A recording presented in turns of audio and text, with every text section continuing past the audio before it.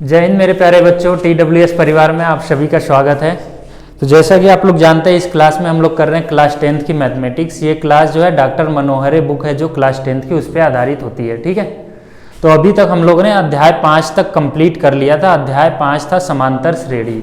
अभी उसके आगे हम लोग करने वाले हैं अध्याय 6 ट्राइंगल। ठीक है, तो ट्राइंगल आज हम लोग करने वाले हैं। तो चलिए आइए क्लास को शुरू करते हैं। आशा करता हूँ आप लोग अच्छे से अपनी पढ़ाई कर रहे होंगे और अभी तक पिछले सारी क्लासेस अटेंड की होगी और सब कुछ अच्छे से कंप्लीट कर लिया होगा। तो ट्राइंगल शुरू करने से पहले मैं आप लोगों को बहुभुज के बारे में थोड़ा बहुत बता देता हूँ। इसमें बहुभुज की समरूपता के बारे में बता देता हूँ, फिर उसके बाद हम लोग ट्राइंगल पर चलेंगे। ठीक है, तो देखिए एक मैथमेटिशियन थे जो है गणितज्ञ थे, थेल्स। उनका नाम था थेल्स, कहीं के भी रहे होंगे किसी देश के। तो इन्होंने प्रूफ किया था कि अगर कोई त्रिभुज जो है, दो त्रिभुज अगर समरूप है तो उनकी संगत जो है भुजाओं का अनुपात सदा बराबर होता है। अभी समरूप क्या होता है, देखिए ये वर्ड आप लोगों को बहुत ही नया लग रहा होगा।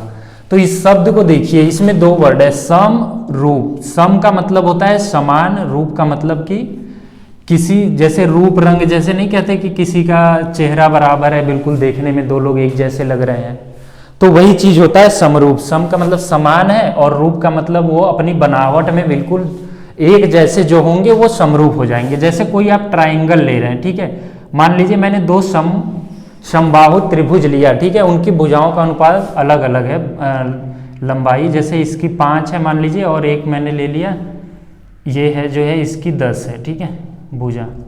तो ये दोनों देखने में बिल्कुल एक जैसे लगेंगे, भले ही छोटे बड़े हों लेकिन देखने में एक जैसे हैं। तो इन दोनों को ही हम लोग समरूप कहते हैं। इसी अभी जो है देखिए, समरूप में कोई भी आकृति आप ले लीजिए, जैसे दो वर्ग आप लोगों ने ले लिया या दो रेखा ही ले ली, सीधी रेखा, जैसे ये दोनों सीधी रेखा ले ली। अभी लंबाई में ये दोनों अलग अलग हैं लेकिन देखने में बिल्कुल एक जैसे हैं, इसलिए इनको हम लोग कहेंगे समरूप, मतलब समान रूप के हैं। जैसे दो हमने वृत्त ले लिया, ठीक है, तो ये भी अलग अलग होंगी इसकी त्रिज्याएं भले ही, लेकिन देखने में एक जैसे हैं, इसलिए ये समरूप हो जाएंगे। अगर मैं दो चतुर्भुज लेता हूं, ठीक है, चतुर्भुज में अगर मैं दोनों वर्ग ही लेता हूं, वर्ग दोनों अगर हैं तो ये देखने में एक जैसी होंगी। देखिए अगर मैं एक वर्ग और एक आयत ले लेता हूं, ठीक है, तो ये देखने में एक जैसी तो नहीं हो सकती कभी भी, ठीक है, तो ये दोनों समरूप तो नहीं होंगी। लेकिन अगर वर्ग ही लेते हैं और उनकी भुजा की लंबाइयां अलग अलग होंगी तो वो समरूप हो जाएंगे। तो आशा करता हूं आप लोगों को समरूप समझ में आया होगा कि किसको कहते हैं। समरूप शब्द का मतलब समझ गए होंगे आप लोग कि देखने में एक जैसे हो, एक रूप के हो, उसे ही हम लोग कहेंगे समरूप। ठीक है, तो थेल्स ने क्या कहा था, थेल्स ने जो है कहा था कि अगर दो त्रिभुज समरूप हैं तो उनकी भुजाओं का जो है, संगत भुजाओं का अनुपात जो है क्या होगा, बराबर होगा। जैसे दो ये त्रिभुज मैं ले लेता हूं ABC, आगे बताया जाएगा कि किस प्रकार से हम लोग जानेंगे कि दो त्रिभुज या दो चतुर्भुज ये चीजें समरूप कब होंगी। अभी मान लीजिए मैंने ये दो त्रिभुज लिया और ये दोनों त्रिभुज जो है समरूप हैं और इसमें कोण A जो है कोण P के बराबर है, कोण C जो है कोण Q के बराबर है, तो ऑटोमेटिकली कोण B कोण RA के बराबर हो जाएगा। अगर आप लोगों ने कभी त्रिभुज के बारे में पढ़ा होगा तो ये चीजें जानते होंगे। ठीक है, तो देखिए अगर कोण A जो है कोण P के बराबर है और ये दोनों त्रिभुज समरूप है, मैं ऑलरेडी पहले से आप लोगों को बता चुका हूं। ठीक है, तो देखिए अगर कोण A कोण P के जब बराबर होगा तो इसके जस्ट सामने जो भुजा होगी, इसके सामने कौन सी भुजा है, BC देखिए, और इसके सामने देखिए कौन सी भुजा है, QR। इनका अनुपात, अब इसमें से कोई सा भी कोण ले लीजिए, इसके सामने की देखिए कौन सी भुजा है, AB। हमेशा संगत ही भुजा लेंगे। संगत का मतलब होता है कि अगर ये कोण इस कोण के बराबर है तो इसके सामने की जो भुजा होगी और इसके सामने की जो भुजा होगी उन दोनों का ही अनुपात लेंगे हम। तो जैसे Q के सामने कौन सी भुजा है, देखिए PR, ठीक है, तो PR ये जो है अनुपात बराबर होगा। ये थेल्स ने प्रूफ करके हमें बताया था। अभी एक और, इसको ये तीसरी वाले के भी बराबर होगा। देखिए ये कोण त्रिभुज के अगर दो कोण बराबर हो गए तो तीसरा ऑटोमेटिकली बराबर हो ही जाता है। तो इसके सामने की ये भुजा कौन सी है, AC, और इसके सामने की भुजा कौन सी है, PQ। ये सारे जो है बराबर हो जाएंगे। ये हमें थेल्स ने प्रूव करके बताया था। ये चीज़ें कैसे होंगी, क्या होंगी, ये आगे आप लोगों को बताया जाएगा। अभी थेल्स ने जो बताया था उसको हमने समझ लिया, ठीक है। तो थेल्स ने क्या कहा था कि अगर कोई दो त्रिभुज समरूप है तो उनकी संगत भुजाओं का अनुपात जो है बराबर होगा, ठीक है। अब जो है पढ़ते हैं कि समरूप जो है बहुभुज अगर कोई हम लेते हैं, बहुभुज की समरूपता, ठीक है, बहुभुज की समरूपता किस प्रकार से हम लोग निकालेंगे, ठीक है। तो बहुभुज की समरूपता चेक करने के लिए हमें दो चीजें चेक करनी पड़ेंगी कि क्या उनके जो कोण है, अब बहुभुज में वो चाहे 3 भुजा का हो, 4 भुजा का हो, 5 भुजा का हो, कुछ भी हो सकता है, ठीक है। तो अगर इसमें 2 पॉइंट आप लोगों को ध्यान रखने हैं कि संगत कोण, अभी मैंने बताया संगत कोण या संगत भुजा किस प्रकार से देखते हैं। जब हम लोग स्पेशली ट्राइंगल के बारे में पढ़ना शुरू करेंगे तो ट्राइंगल को मैं पूरी तरीके से बताऊंगा कि उसमें संगत कोण संगत भुजा कैसे देखा जाएगा, ठीक है। तो संगत कोण जो है बराबर होने चाहिए, बराबर होने चाहिए। ये किसी भी बहुभुज के लिए है, ठीक है, किसी भी बहुभुज में, वो चाहे त्रिभुज हो, चतुर्भुज हो, पंचभुज हो, ठीक है। और उनकी संगत भुजाओं का अनुपात बराबर होनी चाहिए, ठीक है। उनकी संगत भुजाओं का अनुपात बराबर हो। इन दोनों चीजों को अगर हम ध्यान रखेंगे तो हम समरूपता को आसानी से निकाल पाएंगे, ठीक है। अभी देखेंगे आप लोग, जैसे क्वेश्चन में देखते होंगे कि ये चीजें अक्सर लिखी रहती हैं, जैसे त्रिभुज ABC, ठीक है, ये है समरूप का चिन्ह, ठीक है। इस समरूप के चिन्ह को ऐसे लिखते हैं, त्रिभुज PQR।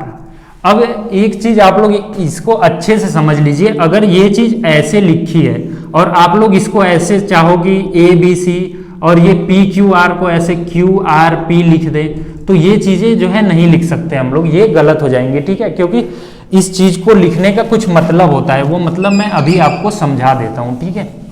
इसका मतलब ये होता है, देखिए कि कोण A जो है कोण P के बराबर है, कोण B जो है कोण Q के बराबर है, और कोण C जो है कोण R के बराबर है। इसलिए हम लोग इसको इधर उधर करके नहीं लिख सकते, जिस प्रकार से आपके सवाल में दिया गया होगा उस हिसाब से ही आप लोग इसको लिखोगे, ठीक है। समरूपता उस पर, संगत का मतलब ही होता है इस तरीके से लिखना। संगत जब आप लिखोगे तो इसी तरीके से ही लिखा जाता है। जो अगर भुजा, जैसे पहले त्रिभुज में A लिया और दूसरे त्रिभुज की P बराबर है, जो कोण A है पहले त्रिभुज की, मान लीजिए दूसरे कोई त्रिभुज है जिसमें कोण P बराबर है, तो हमेशा A को अगर आप पहले लिख रहे हैं तो दूसरे त्रिभुज को लिखते टाइम P को ही पहले लिखोगे, ठीक है। तो देखिए, किसी भी बहुभुज की समरूपता निकालने के लिए हम उनके कोण को देखेंगे। जो कोण अगर बराबर होंगे, मान लीजिए कि ये ले लिया हमने, कोई सा भी त्रिभुज है, अरे चतुर्भुज ले लिया, ठीक है। अब आप इसमें ये आयत की तरह लग रहा है, मान लीजिए ये आयत ना हो, ठीक है, कुछ भी हो सकता है आयत के अलावा, मान लीजिए कोई भी चतुर्भुज है, इसके एंगल कुछ भी होंगे ABCD, ठीक है। और एक और मैंने चतुर्भुज लिया, इसके भी एंगल कुछ भी हो सकते हैं, 90 नहीं है, ये मैं आपको बता देता हूँ। देखने में भले ही लग रहा हो लेकिन उसको ऐसा मत समझिएगा, ठीक है। अब देखिए, मान लीजिए कि ये जो कोण A है कोण S के बराबर है, ठीक है, और कोण D जो है इसके बराबर हो जाएगा, और कोण B जो है कोण R के बराबर हो गया, तो फिर कोण जो है C कोण Q के बराबर हो जाएगा। तो अगर ये दोनों समरूप होते हैं, समरूप तो हो ही गए क्योंकि मैंने बता दिया इसके 3 कोण बराबर हो गए, तो ये समरूप हो गए। तो इसको आप लोग लिखोगे कैसे कि ये समरूप है। देखिए, ये चीज बहुत ही ज्यादा इंपॉर्टेंट होती है, ज्यादातर बच्चे इसको लिखने में ही गड़बड़ कर देते हैं, ठीक है। तो देखिए, चतुर्भुज, अभी मैंने यहां से स्टार्ट किया इसको लिखना, ABCD, ठीक है। अब समरूप का चिन्ह लगाया, फिर चतुर्भुज। अब देखिए, जब हमने यहाँ पे A लिखा तो ये A जो है एंगल, जिस एंगल के इस चतुर्भुज में बराबर होगा उसी को हम सबसे पहले लिखेंगे। तो देखिए, ये इसके S के बराबर है तो आप S को सबसे पहले लिखोगे, ये नहीं कि P से लिखना स्टार्ट कर दिया। इस तरीके से आप लिखोगे तो फिर वो गलत माना जाएगा, ठीक है। अभी S के बाद अब देखिए, इसमें B लिखा है तो B के संगत इसमें क्या है, R है, तो इसके बाद हम आर लिखेंगे, ठीक है। अब इसके बाद देखिए यहाँ पे हमने सी लिखा, तो सी के संगत इसमें क्या है, क्यू है, तो इसके बाद क्यू आप लिखोगे। उसके बाद क्या बच गया हमारा, एस आर पी, ठीक है। तो इस प्रकार से आप लोग जो है समरूपता को लिखोगे, ठीक है।